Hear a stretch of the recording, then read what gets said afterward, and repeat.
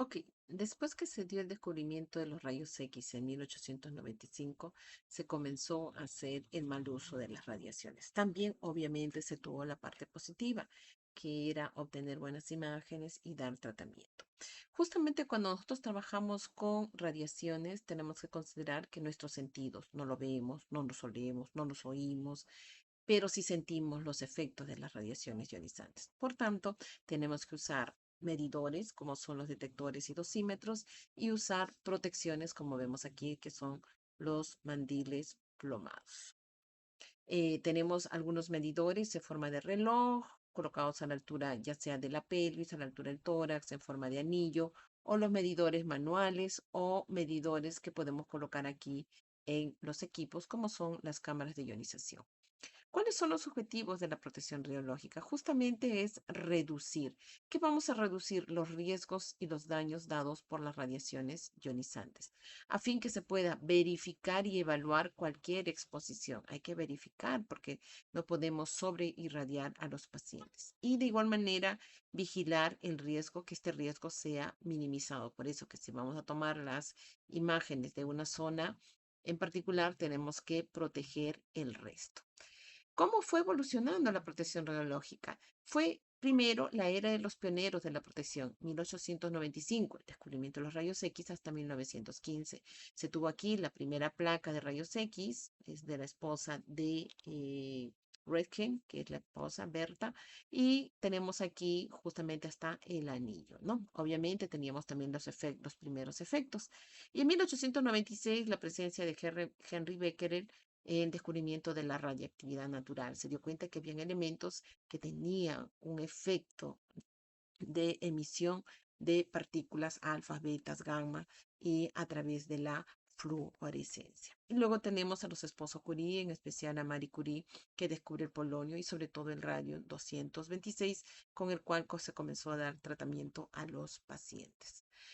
Pasaron los años y entre 1915 y 1940 se crearon algunas instituciones internacionales a fin de minimizar, y una de ellas es el ICRU, la Comisión Internacional de Radiaciones y Medidas de Radiaciones, en 1925, a fin de crear un grupo de expertos para poder, digamos, estandarizar la forma de cómo se va a cuantificar, medir, colocar las magnitudes y las unidades de las radiaciones ionizantes. Sí se medía, pero de forma, digamos, un poco desordenada.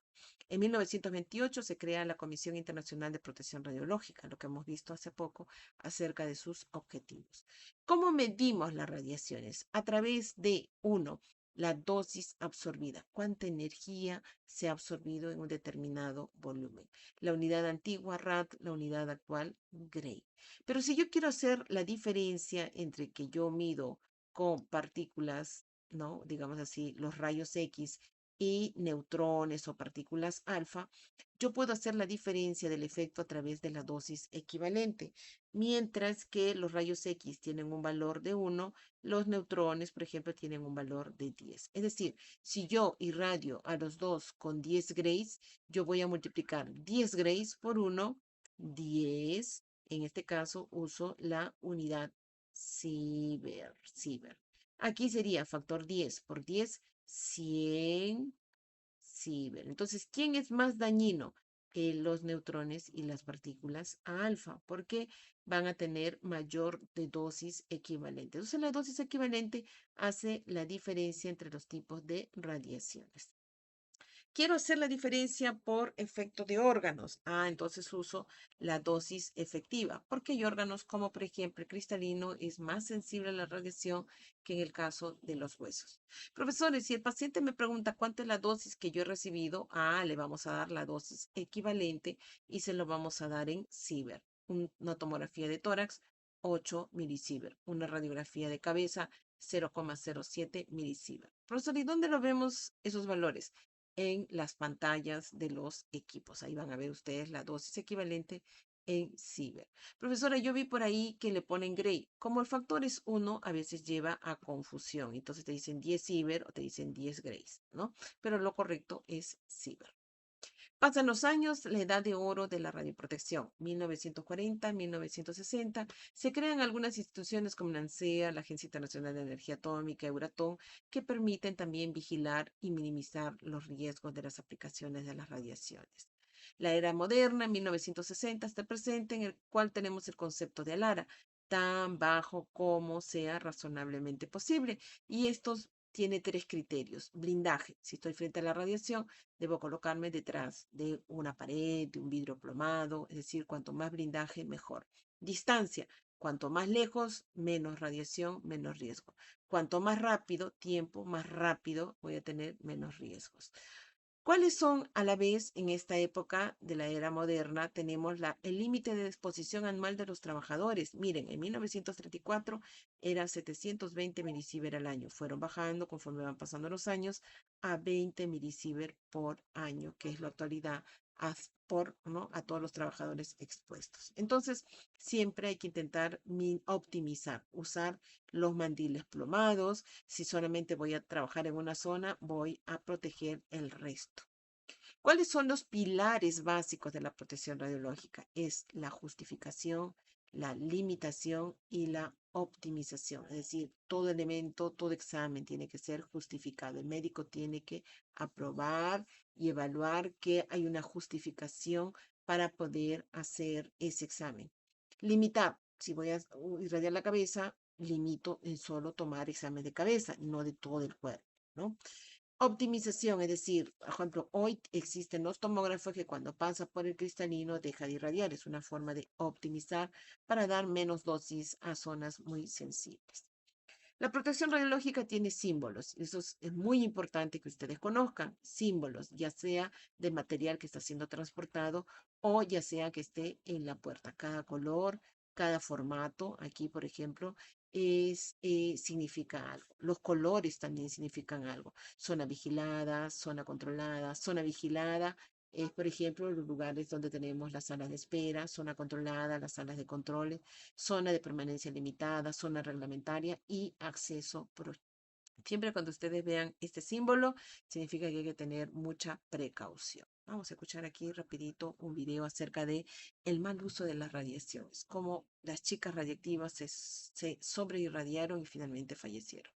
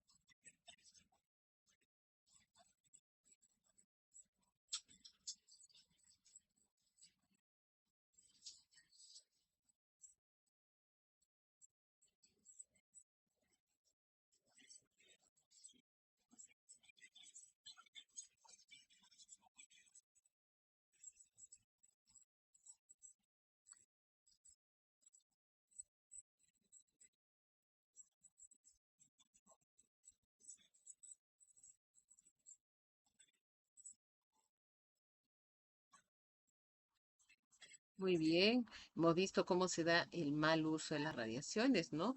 Chocolates radiactivos, baños radiactivos, cremas faciales, cremas dentales, etcétera. La protección radiológica tiene que ser aplicado a todo nivel, radiodiagnóstico, radioterapia, medicina nuclear. En radioterapia tenemos los simuladores, que son los tomógrafos, los equipos como son cobalto, el acelerador, o en braquiterapia, que ya hemos visto el uso de las fuentes radiactivas. Siempre que usamos nosotros, tenemos que estar atentos a los monitores de área, hay luces encendidas, los monitoreos personales, como ya hemos visto, los detectores que vamos en la mano o que colocamos en diferentes partes del cuerpo. El sistema audiovisual, siempre tenemos que estar atentos a cómo está el paciente, ya sea por una ventana, a través de un vidrio plomado o a través de un sistema audiovisual. Interruptores, siempre estar atento dónde están los interruptores de emergencia, dónde están localizados, etcétera, para poder actuar de forma rápida ante las emergencias. Estar atento a los avisos, a las señales luminosas, a las diferentes medidas. Se hacen las diferentes medidas de control de calidad mensuales, semestrales, anuales, etcétera. Estamos haciendo aquí un simulacro de emergencia en braquiterapia para saber si los botones de emergencia, sea en la consola, en la pared o la puerta o en el interior, funcionen en el caso de una eventualidad. Si no funciona, el médico retira al paciente y se hace de forma manual para que la fuente, digamos, regrese al equipo. Si eso no funciona, se corta el cable y se coloca dentro de un contenedor especial. Siempre, como vemos aquí, con el medidor en la mano. La protección radiológica siempre está atento a todo lo que pase, ya sean incidentes o accidentes, como es el caso del accidente de Guayania, un mal cálculo o como el caso de Costa Rica o de Panamá, que llevó a muertes y a dejar a los pacientes, digamos, postrados por un efecto secundario. Igual manera, en el diagnóstico hay que usar los protectores, ¿no? Aquí en el caso de fluoroscopía, igual usar las protecciones debidas, ¿no? En caso de dental también, por ejemplo, aquí han colocado un protector de tiroides a un niño, un protector de adulto, y es más, está mal colocado y ver cómo no le está protegiendo nada, ¿ok? Con esto quedamos en esta clase.